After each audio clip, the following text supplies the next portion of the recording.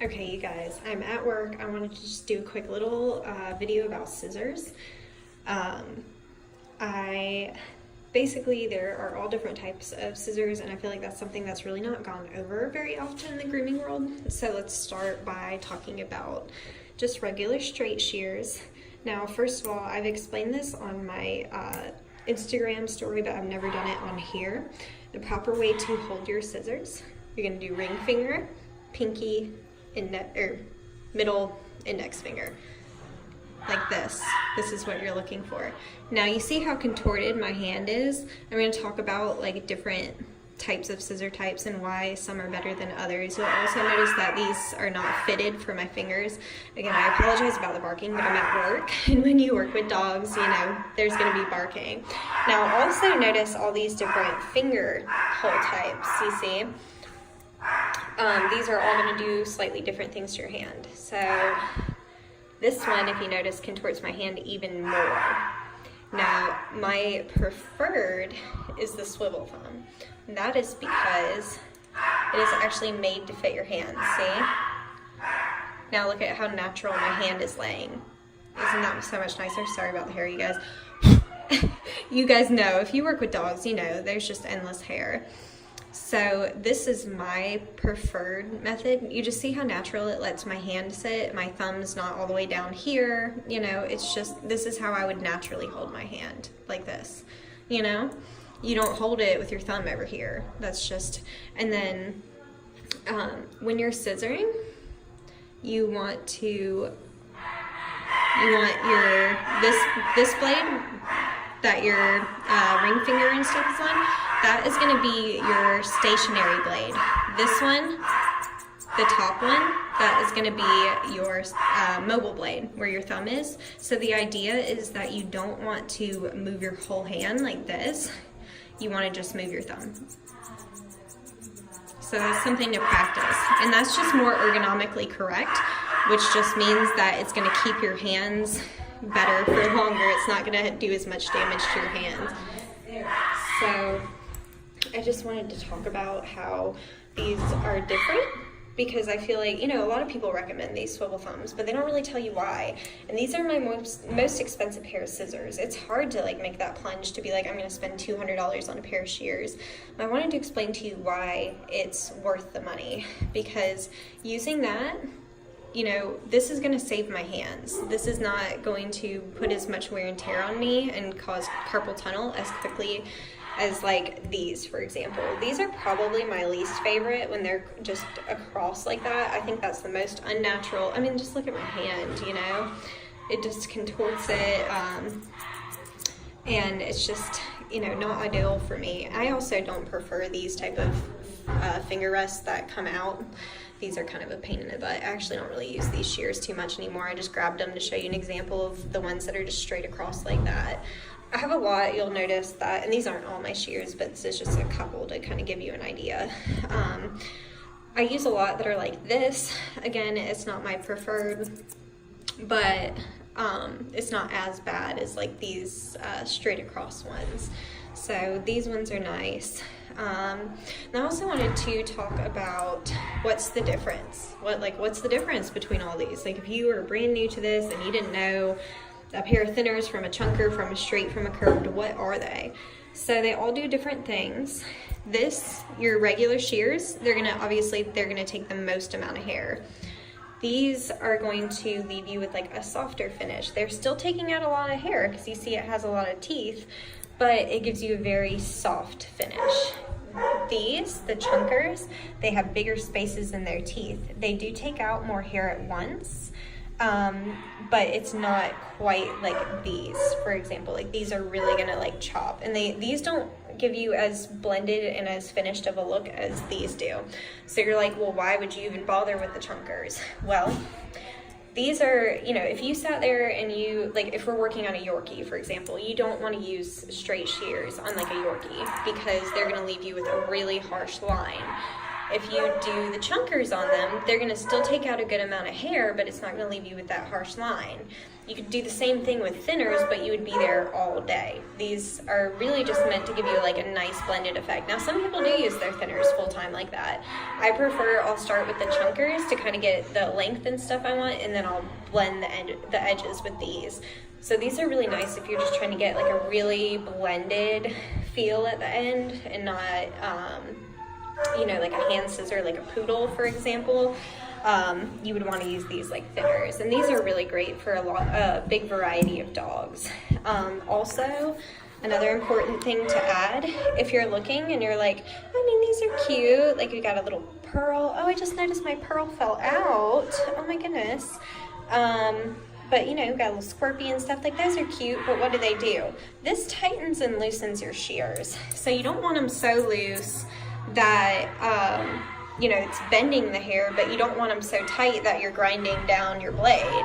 So you want to get that nice in between. I think it's maybe a little bit different for everybody. It's all about how it feels. And you'll know if it's too tight, it's not going to want to open and close the way it's supposed to. And if it's too loose, it won't be cutting correctly. So those are things to keep in mind. And again, you can tighten this and loosen it accordingly to make it the way you want it to. Not all of them come like that. I guess I don't have any that don't. Grooming shears, it's more popular to just have this little adjuster like that. But in human hair shears, you often get a little key that's maybe about this big, and it'll look like kind of like a screw right here, and there'll be a little slit. You can take the key and you just turn it, and that will tighten or loosen it. It's the same concept. To me, these are a little easier. You don't have to worry about having an extra key or anything like that. So there's that as well. But I really just wanted to explain, you know, how these are more ergonomically correct. Oh, also, if you look right here, this is going to tell you what you need to know about your shears. So this means it's a 6-inch shear. You see the 6 with 14 teeth. So, and if that was like a 6.5, that would probably mean it's 6.5. But this looks like it's a 6-inch shear with 14 teeth. So if you're curious, that's typically where you can find it on there. Most of them do have it. Let's see. This one is 26 teeth. It doesn't say how long it is. I know these are 8 inches though, if you're curious. But yeah, so you'll just look right there, and that will typically tell you. This one has it laid out really nicely. It's a 7-inch shear with 46 teeth. So that's really nice. And it's the scorpion, the Kenchi scorpion. They have all different types of shears, but this is the scorpion. Isn't that cute? They do a little scorpion on it. I think that's really cute. And again, you know, T40, so thinner, 40 teeth. You know, it's pretty simple once you get to reading it. Then you will come across like these. I don't think these actually. Oh no, there it is, right there. 8-inch shears. So, you know, your shears will tell you what they are in case you're curious, or in case you're at a trade show and you're like, what? How long are these? Bam, they're 8 inches. That's not gonna focus. There it is. Sorry you guys, I need to clean them. I should have cleaned them before I did this, but I've got a client in the dryer and I just wanted to do this real quick while I'm waiting. But anyway, sorry, I was just listening. Okay, but anyway, I just wanted to quickly go over what the different types of shears are and why I prefer some over others. Now, I will say there's a little bit of compromise here with these. Sometimes the swivel thumb, because of how it works to make the thumb, it will make them a tiny bit heavier than your other shears. That can cause a strain on your wrist. But I have to say, these are really lightweight, super, super lightweight. You may also wonder why are these really little and why are these really long? I use them for different areas on the body. These are really good for like legs, or if I'm doing a doodle or something big, I really like those for even heads and stuff. These are good for like my little guys, and they give you more control. The shorter the shear, the more control you're gonna have. So, you know, having something like a variety of sizes is really good. Like I like these for between eyes, and then I'll use these to blend whole heads, for example, because if you look, these aren't super different. I believe they may be a 1/2 inch difference. But anyway, if you guys have any more questions, or if there's anything that I didn't touch on that you're interested in knowing about, please let me know. But this is just a quick rundown of different shear types and why they're different and what I prefer, and to just give you an idea of like why, you know, you might want something like this as opposed to something like this, because you know this is stuff you don't learn. You do learn it in hair school, but I have noticed in, well, the grooming world, it doesn't seem like a lot of people know. And I also notice a lot of groomers holding their shears wrong. There is a reason for this. Like, when you're holding it like this, first of all, I can tell I have no control over this scissor, like, at all. Like, if a dog were to move or whatever, my reflexes wouldn't be as quick. It's like I'm holding it with the tips of my fingers, you know?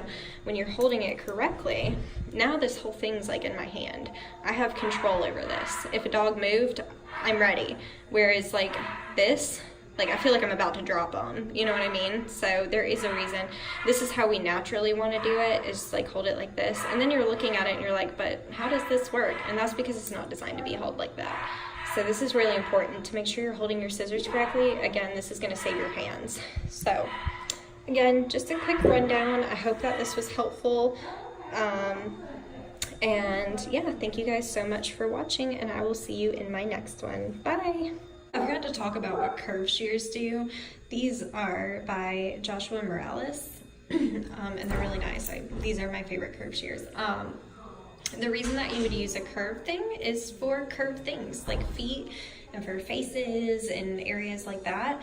So you might use like, you know, your straights, and y'all don't do as I say, not as I do, okay? Don't store your shears like this. Don't pile them on top of each other. This is bad shear manners, okay? Don't follow that. But the straight ones, you know, if you're doing legs and stuff like that, these are good. For curved things, you want curved shears. They're just gonna make your life a lot easier. Just wanted to add that in really quick because I didn't mention it in the video, but yep, that's why we have curved shears. Thanks guys, I'll see you in the next one.